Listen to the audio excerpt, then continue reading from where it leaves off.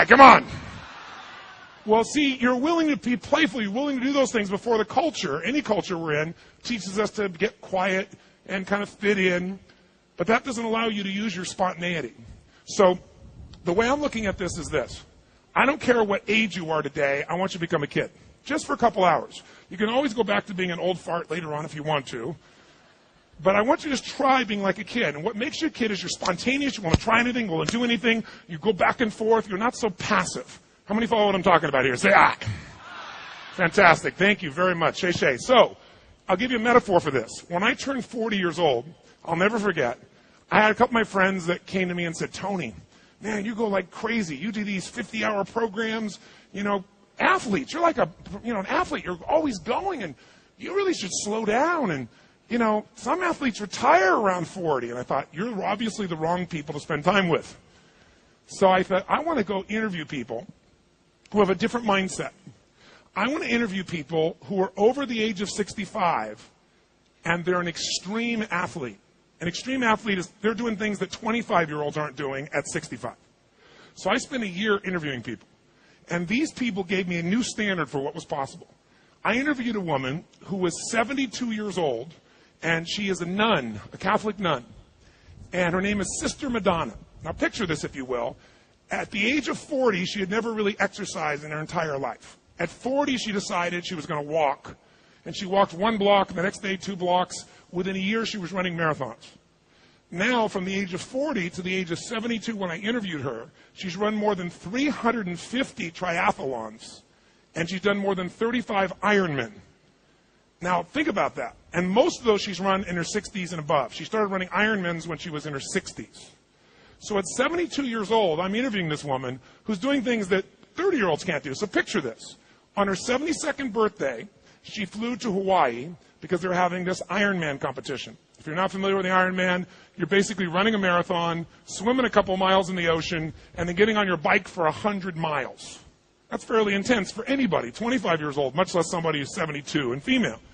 So imagine you wake up on your 72nd birthday to celebrate, and you decide to start the morning by running a marathon, and then you go swim 2 miles plus, and then now you're on your bike. And imagine you're on your bike and you're going as hard as you can go, and you are passing 35-year-old men. Better yet, imagine you're the 35-year-old man that this 72-year-old woman is passing. Right? And so she gets, true story, she gets to mile whatever it was. I think it was like 65 with 100 miles. So she's 2/3 the way. She's almost there. And then the winds start picking up.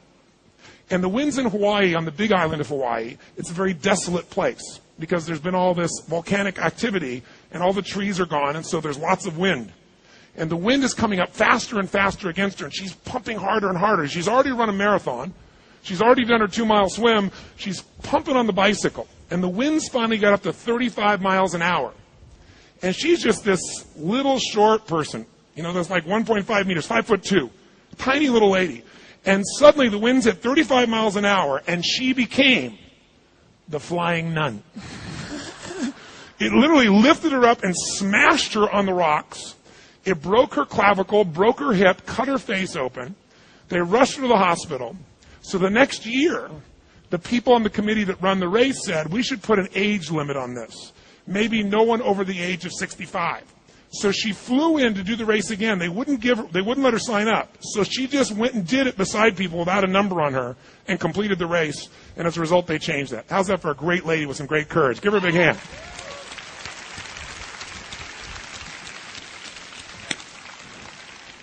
What human beings can do is incredible, but you got to become a kid again. So you start to remember what you're capable of instead of an adult who goes, oh, yeah, I've tried that before. I interviewed a man, 98 years old, an Italian man, who each year in New York City, they have a race where people sign up for the race and they run up the stairs of the Empire State Building every year, once a year. And obviously, most of the people running are in their 20s, a few in their 30s. This man is 98 years old, running the entire Empire State Building steps to the top as a warm-up to the Boston Marathon. I interviewed a woman 104 years old, 104, on tape got her, who has the world record in the shot put at her age group. But here's what's amazing. Her age group is age 65 and above, which means she's throwing this shot put further than people 35 years younger than she is. My point is simple. If you and I are going to get some value out of this day, besides some information, we got to get ourselves in a different state. A psychological, emotional state where you're like a kid again and where you got that energy. And my metaphor for that is simple.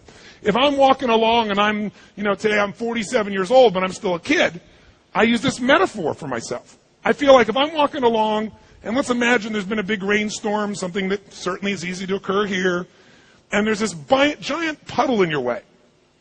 If you're mentally old, regardless of your physical age, what do you do when you see that puddle in your way? What do you do? Come on, yell it out. What do you do? Come on, what do you do? No, you don't just walk around it. You walk around it and bitch and complain about it while you walk around it. Isn't that what old people do? What does a kid do when they see that puddle there? What do they do? Right? Bam! I'm going to go for it. How many of you are willing to be a kid just for a few hours? You can always go back to being old if you want. Raise your hand and say, I. Now, I don't know why you came here.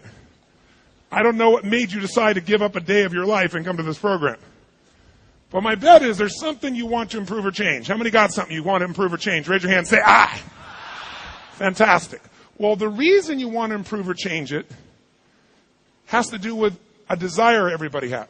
Why are you here? What made you come to this program? Yes, sir, right here. Give him a hand, please. Oh, give him a hand. Come on now. What's your name? Where are you from? My name's Eric, and I live in Singapore, and I came here for the energy. For the energy? For the energy, yeah. Okay, and why do you want more energy? What do you think that's going to give you? Well, it's going to make me follow through on all the things that I learned at DWD in April. Oh, very nice. Give him a big hand. Thank you very much. Somebody else, why are you here? Somebody else, why are you here? Yes, sir. Give him a hand, please. Why are you here? My staff and my girlfriend the chance to see you for the first time. Oh, your staff. And what are you hoping they'll see? Tony live and raw.